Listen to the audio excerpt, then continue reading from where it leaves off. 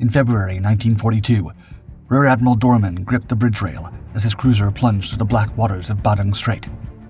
His fleet, cobbled together from 4 navies, followed conflicting protocols: Dutch signal codes, American formations, British communication channels, Australian tactical doctrine. A messy experiment with one mission: save Java. Through binoculars, Doorman watched Japanese destroyers slice through water, black silhouettes against Bali's shore. His lead cruiser fired. The strait lit up, a flash, then darkness again. 20 seconds later, Type 93 torpedoes came his way. A Japanese searchlight found them.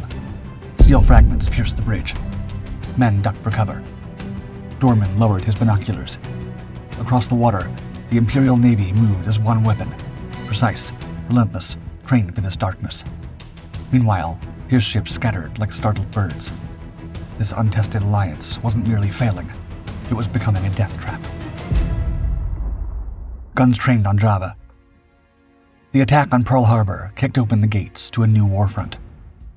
In its aftermath, Japanese forces swept south through the Western Pacific with one goal: seizing the oil-rich Netherlands East Indies. That oil was the lifeblood of their war in China. With it, Japan could fuel a Southeast Asian empire. Without it, their entire offense would stall. The Allies scrambled. The US, Britain, the Dutch, and Australia slapped together a patchwork command called ABDA, but it was a mess. Mixed priorities, scattered units, and clashing systems made it more fiction than function. While they argued, Japan rolled forward. The Japanese crushed the Philippines, stormed Malaya, and captured Singapore. The bombing of Darwin on February 19, 1942, leveled its port and wiped out supplies worse than Pearl Harbor. Java was the last stop. For the Allied forces, the island of Java was crucial for maintaining supply lines and staging operations against Japan. Planes had to make a perilous jump from Australia through Bali to Java, an air route that could easily be severed. Japan's goal was simple: break that lifeline. At first, they overlooked Bali, focusing on other airfields. But when storms rendered those airfields useless, the plan shifted. Bali's Denpasar airfield, just 2 miles from Java, became the key. Capturing it meant Japan could launch continuous airstrikes on the Allies in Java and cut off their supply route for good. It was risky. Badung Strait was narrow and dangerous. If ABDA struck fast, the invasion could be a disaster. The Japanese knew the clock was ticking. Their plan was to hit fast, grab the airfield, and get out before the Allies even knew what hit them. On the night of February 17, 1942, the Japanese invasion force sailed from Makassar in the East Indies. 2 transports, Sasago Maru and Sagami Maru, carried troops from the 1st Formosa Infantry Regiment of the 48th Infantry Division. Engineers, mountain guns, and signals units pulled from the Philippines due to limited shipping.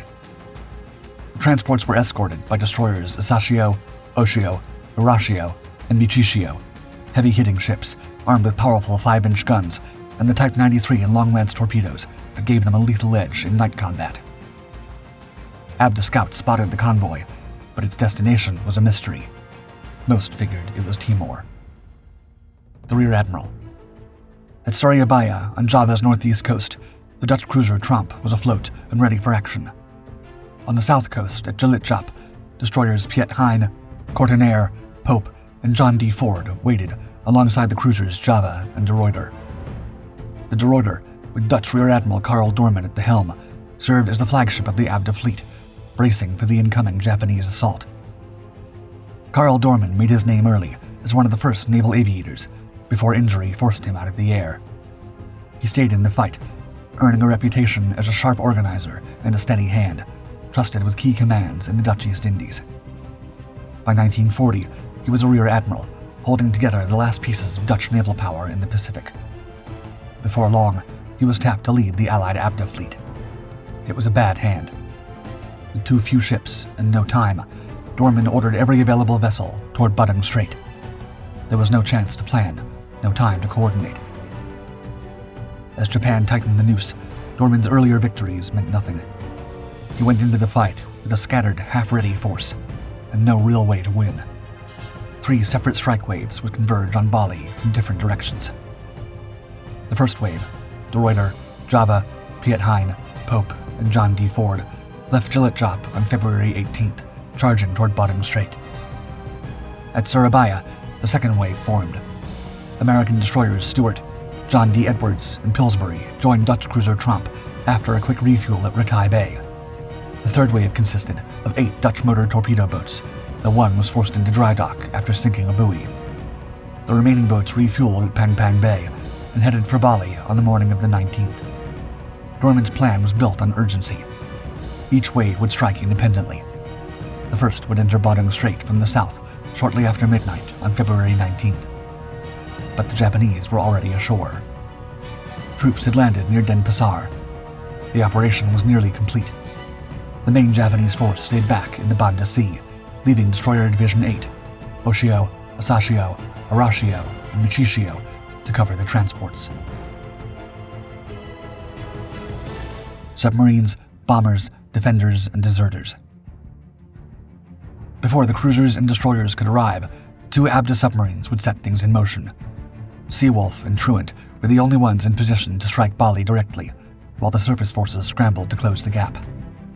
At 2 a.m. on February 18th, the submarine Seawolf slipped through Badung Strait on the surface. Now, radar showed Japanese ships coming. Seawolf edged past the outer screen of destroyers before a lookout spotted suspicious wakes. Forced to dive, the submarine slipped down to periscope depth under silent running. Navigation was difficult. The straight's shifting currents and poor charts made pinpointing position almost impossible. At daybreak, visibility was nearly gone. Only distant glimpses of masts breaking the skyline guided the approach. As Seawolf crept forward, it lurched to a halt, aground. Backing off and resetting course, Seawolf tried again. Minutes later, another jolt. This grounding was worse. Several attempts to break free failed. With the convoy only miles away, Seawolf took a gamble. Ballast tanks were blown, and the sub surfaced. A rain squall swept in, just as Seawolf broke through the waves. Under its cover, the submarine maneuvered within sight of the convoy for nearly 30 minutes. Then the rain cleared. Seawolf submerged again and slowly turned to bring the stern tubes to bear. 2 torpedoes fired. 2 distant explosions followed. Evasive maneuvers began, but the Japanese had spotted the submarine. Depth charges rained down. Explosions rocked the hull, and in the shallow waters of the strait, each blast risked cracking Seawolf wide open. The submarine ran silent, hugging the bottom again. The pounding continued for hours, but Seawolf survived. No major damage. The torpedoes had either exploded prematurely or slammed harmlessly into Bali's shoreline, standard failure rates for U.S. torpedoes of the period.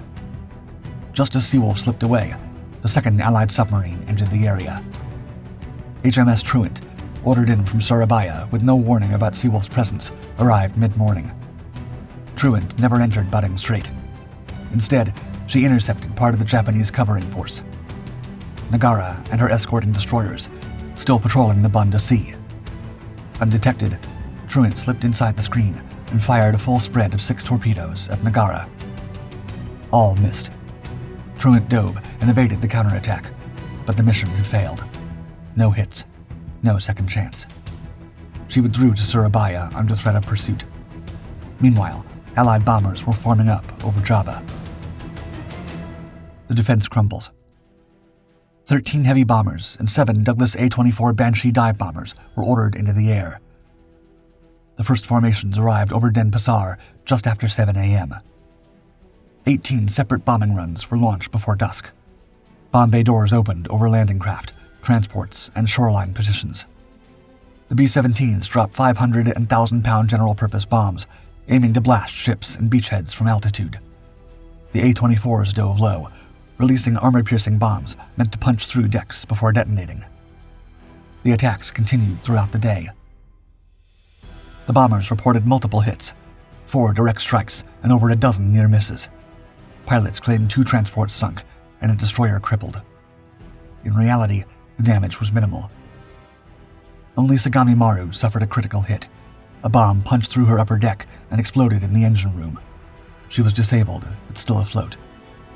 The invasion force was already ashore, its advance relentless. Japanese troops landed unopposed. The 600-man militia, once alert to the incoming threat, knew the odds were grim. Their morale shattered as the enemy closed in, and they made their choice. Deserters began to scatter, tossing their rifles aside and fleeing into the hills. Their Dutch commander, helpless and furious, watched as his men abandoned their posts without hesitation, sealing their fate. What's more, orders to destroy the Denpasar airfield had been issued the night before, but a critical miscommunication occurred.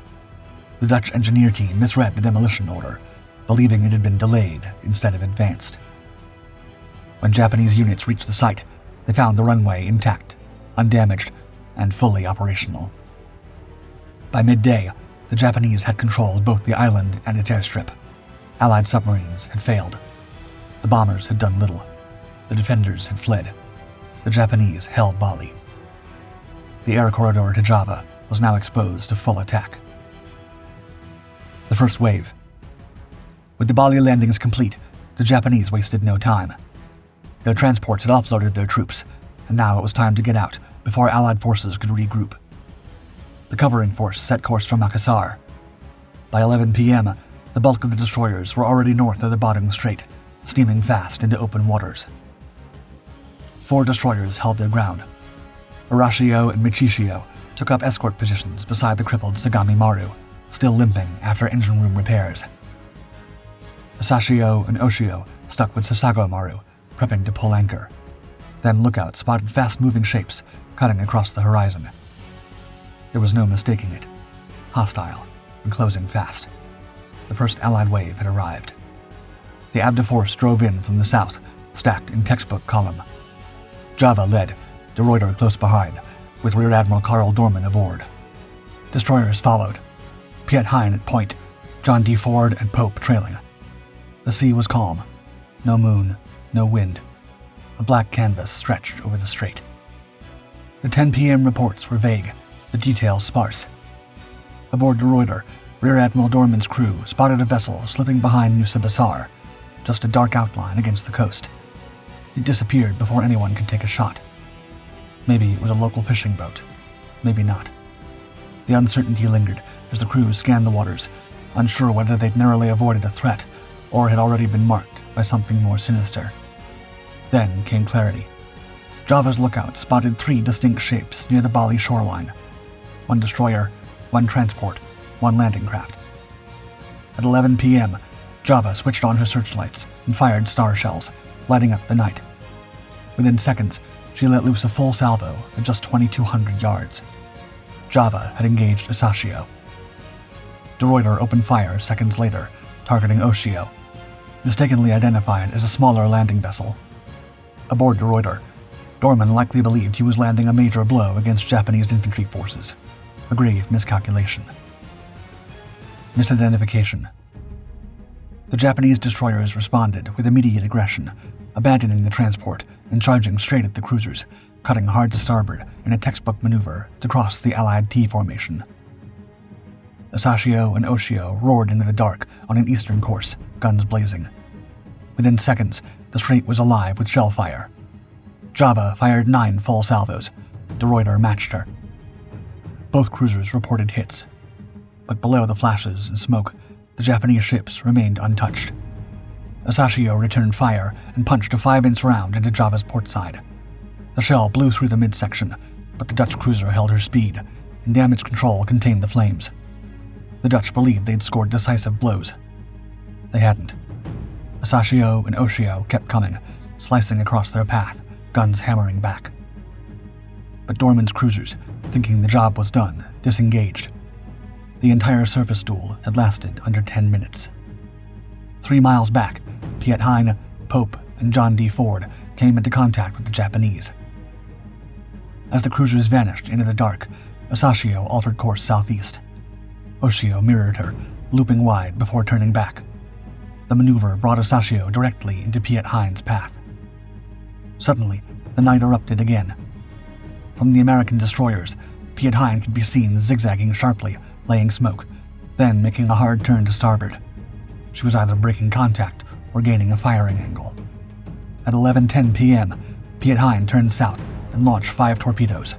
her deck guns opened up immediately. Sashio answered with high-velocity salvos. Her first hits were brutal. One round blasted through Piet Hein's searchlight platform. Another tore into the aft engine room, cutting the main steam line. Power vanished. The Dutch destroyer slowed to a crawl, then stopped completely, flames pouring from her midsection. Seconds later, Oshio moved in from the west. She and Sashio launched a spread of 9 Type 93 torpedoes. At 11:16 p.m., one struck home. Piet Hein sank almost instantly. The lieutenant commander went down with his ship. Survivors were spotted in the water, but even then, the Japanese raked the wreck with machine gun fire as they passed. For Pope and John D. Ford, the situation had shifted violently. Originally ordered to continue up the strait and engage enemy ships, they now found themselves alone against 2 aggressive destroyers. Desperate escape. As John D. Ford opened fire on Sashio, Oshio remained hidden behind Piet Hein's smoke. The Americans turned south in a wide arc, trying to circle back north. Smoke generators ran hot. Shells flew across the narrow strait. The Japanese pressed hard, tightening the angle. The Americans couldn't break north. Instead, the 4 ships locked into parallel courses, Pope and John D. Ford in a running gun duel with the Sashio and Oshio. Torpedoes launched, splashes rose, but both sides kept missing. Accuracy slipped in the dark. Then came the risky move. Pope and John D. Ford made a sharp turn to port, cutting directly across the Japanese destroyer's bows. It brought them dangerously close. Another violent exchange erupted, point blank and brief. Now nearly out of options, Pope fired 5 torpedoes wide to force the enemy offline. John D. Ford dropped a smokescreen across her stern. It worked. The Japanese hesitated. The American destroyers disengaged at full speed, steering south, every crewman on alert for a chasing torpedo. As Oshio turned north, a ship loomed ahead. She opened fire. A second muzzle flash erupted in response. For agonizing minutes, Oshio and Sashio exchanged gunfire, each convinced they were targeting a new Allied vessel. But as the smoke cleared, the horrifying truth emerged. They weren't battling the enemy. They were firing on their own. Each ship later claimed to have sunk an enemy destroyer, yet neither acknowledged the mistake in their official logs. No damage was sustained. Once the mishap was cleared up, Pope and John D. Ford were already gone. Further north, Arashio and Michishio had just exited the strait when the contact report reached them. Kubo's orders were direct: return to the battle. But they were already too far out. The backtrack would take too long. They missed the entire first phase of the engagement and most of the second. Kubo's main force reversed course as well, racing back toward Bali at maximum speed. The Allies had struck, briefly and violently, and now the remaining waves were already on their way. The second wave, ABDA running the gauntlet. The second wave of ABDA ships surged around Bali's southern tip just after 1 a.m. on February 20th. Stuart's commander tried repeatedly to raise Pope and John D. Ford by radio, but the silence held. Somewhere ahead, flares and explosions lit up the black coastline. The destroyers pressed forward without waiting. Trailing the formation, Tromp hung back. The Dutch cruiser was meant to finish off damaged ships with her 5.9-inch guns, but would now be left to cover the rear alone. 2 enemy destroyers were already circling. As the Allied column raced north at 20 knots, green lights blinked from ahead. No one could read them. In a force cobbled together from multiple navies, signals were often unclear, and this was the price. Torpedoes fired to port. Stuart and Parrott launched 6 each, Pillsbury 3. The targets, the Sashio and Oshio, guarding the transport anchorage in Sanur Roads. In the flat, calm water, torpedo wakes glowed like arrows. Both destroyers swung clear. The night went quiet. Minutes crawled by. Then, at 1:36 a.m., Stuart made contact. Sashio and Oshio loomed off her port beam. Stuart fired star shells and unleashed more torpedoes. Gunfire followed. From the opposite side, John D. Edwards tried to launch a 4-torpedo spread, but 2 torpedoes jammed. Again, the salvo missed. Sashio and Oshio closed in. Their first salvo straddled Stuart. Then a shell hit, ricocheting off the deck and blasting the executive officer with shrapnel. Another slammed into the steering engine room, crippling the ship. Stewart shuddered violently, losing control. Parrott barely avoided a collision. John D. Edwards veered hard to starboard. Pillsbury peeled off toward the eastern shore. Mayhem spread as Japanese shells chased the formation north. Stewart regained partial steering through auxiliary control and clawed her way forward. John D. Edwards tucked in behind. Parrott resumed to port. Pillsbury, now separated, angled east to link up with Tromp. The torpedo assault had failed. Instead of crippling the transports at Sunno Roads, Doorman's allied force had been scattered. Behind them, Asashio and Oshio swung southeast, isolating Pillsbury and making a run at Tromp. Blue light target. Tromp powered through the strait, guns ready. She flicked on a massive blue searchlight, lighting the sea and herself. At 2:07 a.m., Japanese guns opened fire on a glowing target. Shells slammed into Tromp's upper works. The navigation bridge was smashed. The fire control director was destroyed. Fires broke out. Below decks, engineers fought flooding from a hit under the waterline. Oshio sent torpedoes, narrowly dodged by Tromp. Crewmen fell across the decks. 8 enlisted men perished instantly. More than 24 wounded. Despite the damage, Tromp returned fire. In 6 minutes, she hurled out 71 shells and hundreds of 40mm rounds. One shell struck Oshio forward of the bridge, taking 7 troops out of the fight. But the Japanese destroyers held formation. Then, suddenly, they broke off. Asashio and Oshio returned to protect Sasago Maru, the transport they had been guarding from the start. Tromp, burning and battered, linked up with Pillsbury and turned north. The Allies were retreating. The cruiser's captain, wounded and low on ammunition, assumed the battle was over. But it wasn't. Out of the darkness, 2 more Japanese destroyers, Arashio and Michishio, entered the northern end of the strait. They had detached earlier from escort duty with Sagami Maru and were now rushing south. Their arrival was a complete surprise. The ABDA formation was still disorganized, but in a strange twist, the chaos worked to their advantage. Parrott ran aground off Bali. Damage was light. She reversed engines and continued north, but was now out of the fight. At 2:41 a.m., John D. Edwards and Stewart were back in formation, steaming northeast. Tromp ran parallel, 8,000 yards off starboard. Pillsbury tried to close the distance. Arashio and Michishio stumbled into this formation and directly into a crossfire. Stewart opened searchlights and fired torpedoes. Guns followed. Michishio turned hard to starboard, trying to escape the light, only to run into a barrage from John D. Edwards. Shells tore into her engine room. Power failed. The destroyer shuddered and drifted. Nearly 100 sailors were hit in minutes. The Allied ships steamed past without stopping. Finishing Michishio was not the mission. Escape was. As the Allied ships vanished into the darkness, the Japanese destroyers turned south, still hunting. The third wave that never was. 3 hours later, 7 Dutch motor torpedo boats entered the strait, splitting into 2 groups, 3 near the shore, 4 farther out. Though signs of battle were everywhere, they spotted no ships. One boat reported a contact to the south, but it fled at high speed. They returned to Surabaya, having missed the entire fight. By dawn on February 20th, Tromp and her destroyers had moved well north of the strait. But daylight brought renewed danger as 9 Japanese bombers from Makassar appeared. Through a combination of luck and quick maneuvering, the bombers missed their targets, and none of the bombs found their mark. Regardless, Tromp was severely damaged and required repairs beyond what could be done locally. She was sent to Australia, but with the Japanese invasion of Java, could not return to the fight until the final months of the Pacific War. Meanwhile, Stewart reached Surabaya and entered dry dock that evening, but the job was botched.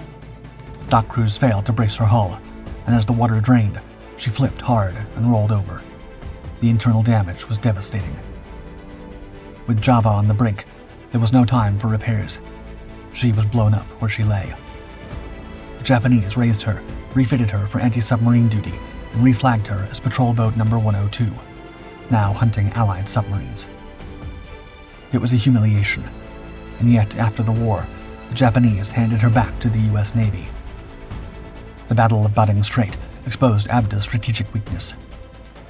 Admiral Doorman's choice to split his limited forces into 3 separate waves let the Japanese engage and defuse each group in turn. Outgunned at night and outmatched in the air, ABDA was exposed, crippled by poor coordination and no answer to Japan's lethal Type 93s. Despite airstrikes, subs, and MTBs, ABDA barely made a dent in the Japanese. Doorman's career ended in the wreckage of the Java Sea, when De Ruyter was torn open by a long-lance torpedo.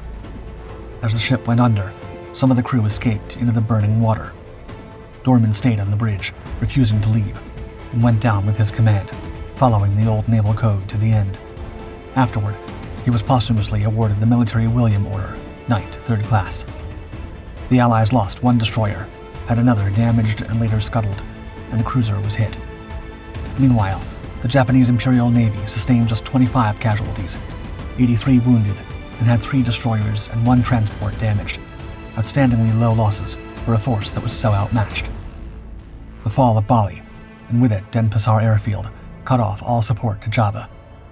This defeat hastened the collapse of Allied naval resistance in the Dutch East Indies and gave Japan clear momentum across the Pacific.